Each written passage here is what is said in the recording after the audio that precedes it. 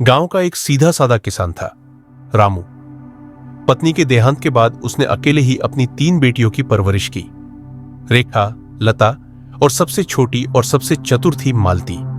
तीनों बेटियां सुंदर, संस्कारी और पिता की सबसे बड़ी ताकत थीं। रामू अक्सर कहता, मेरी बेटियां ही मेरी दुनिया है।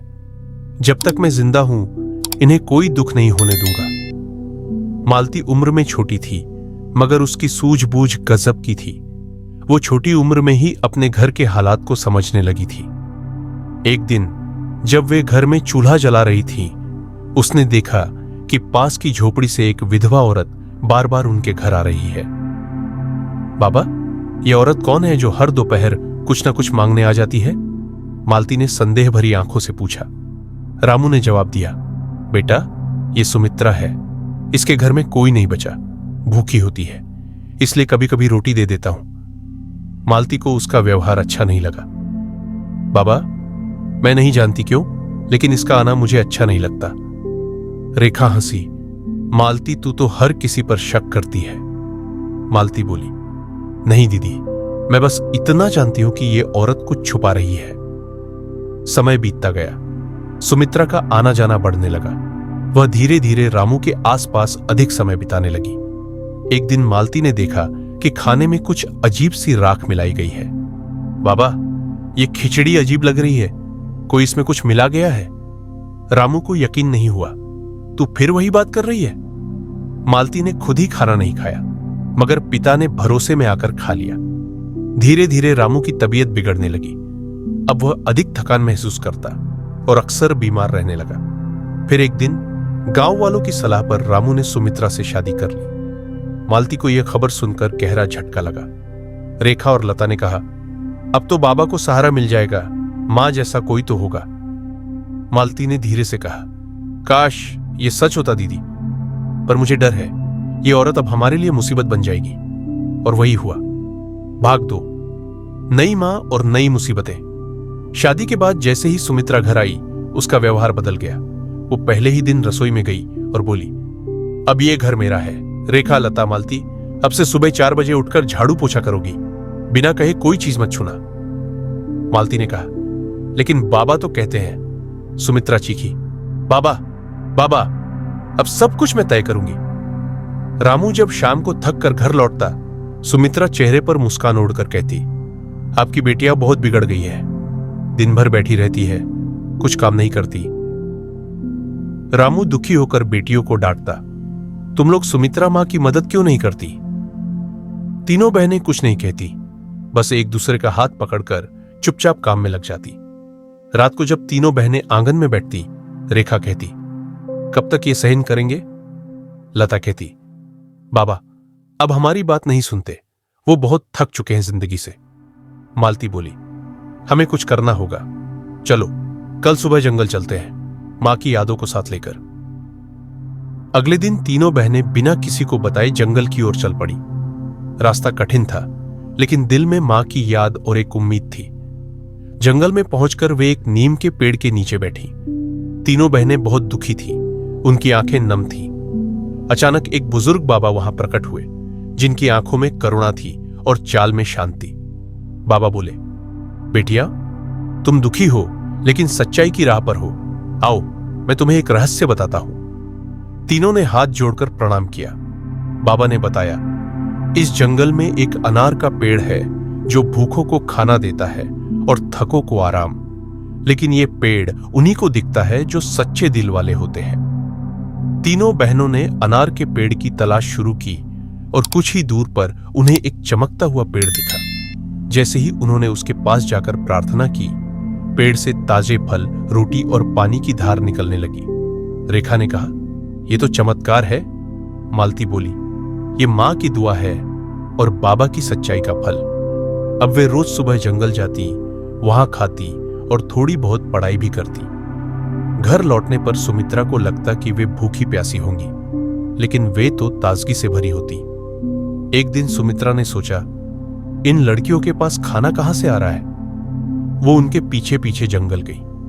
दूर से उसने अनार का पेड़ देखा, लेकिन जैसे ही पास जाने लगी, पेड़ गायब हो गया। उसे समझ नहीं आया, जरूर कोई जादू है। उसने सोचा। अब उसने ठान लिया कि वो इन बहनों की सच्चाई पता लगाएगी और उन्हें सबक सिखाएगी। कुछ ही दिनों बाद गांव में एक मेला लगा। वहां एक साधु के वेश में एक जादूगर आया जो असल में लोगों को फंसाकर गुलाम बनाता था।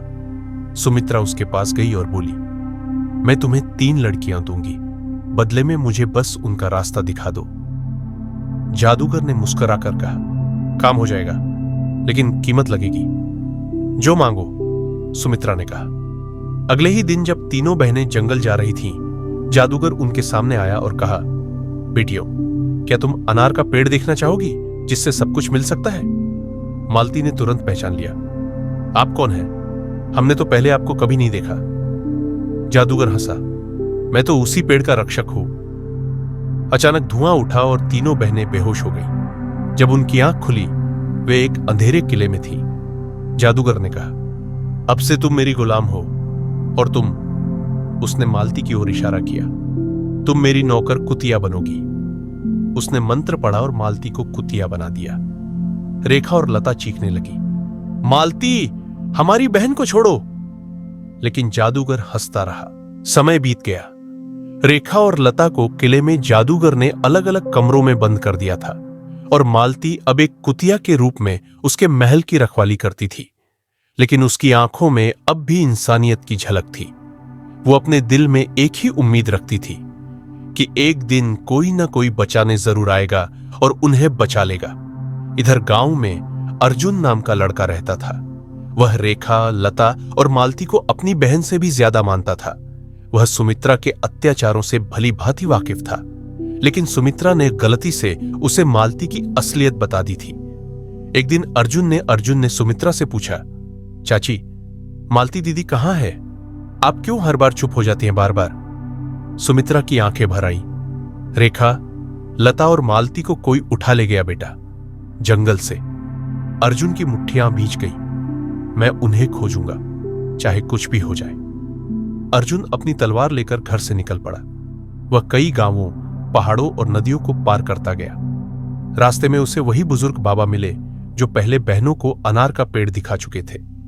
बाबा ने पूछा, बेटा, तू कहां जा रहा है? मैं अपनी बहनों को ढूंढने निकला हूं, क्या आप मेरी मदद करेंगे? बाबा मुस्कुराए, तेरी आंखों में सच्चाई है। सुन, जिस जादूगर ने तुझसे बहनों को छीना, उसकी जान एक पक्षी में बसी है जो पहाड़ की चोटी पर रहता है। जब तक वो पक्षी जीवित है, जादूगर अमर रहेगा। अर्जुन ने प्रणाम किया और कहा, मैं उसे ढूंढ निकालूंगा। बाबा ने उसे एक दिव्य धनुष और बाण दिया। इससे वह पक्षी मरेगा, पर सिर्फ जब तू मालती की आंखों में देखकर उसे पुकारेगा। अर्जुन आगे बढ़ा। कई कठिन रास्तों के बाद वो जादूगर के किले में पहुंचा। किले का द्वार विशाल और लोहे का था, लेकिन अर्जुन ने एक छोटी दरार से अंदर घुसने का रास्ता ढूंढ निकाला। अंदर पहुंचते ही उसे एक कुतिया दिखी जो उसकी ओर दौड़ी। पहले तो वह घबरा गया, लेकिन फिर कुतिया की आंखों से आंसू बहने लगे। ये मेरी मालती दीदी है? अर्जुन के दिल ने पुकारा। वह कुतिया के सामने बैठ गया। दीदी, आप मुझे पहचानती हैं? कुतिया ने सिर झुका दिया और एक ही जगह 3 बार पूंछ हिलाई।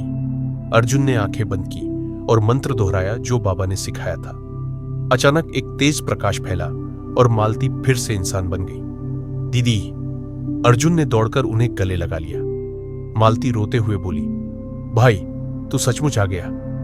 अब मैं सब खत्म कर दूंगा दीदी। मालती ने बताया, रेखा और लता भी इसी किले में कैद है। अर्जुन ने उन्हें खोजा और तीनों बहनों को आजाद कराया। अब अंतिम युद्ध होना था।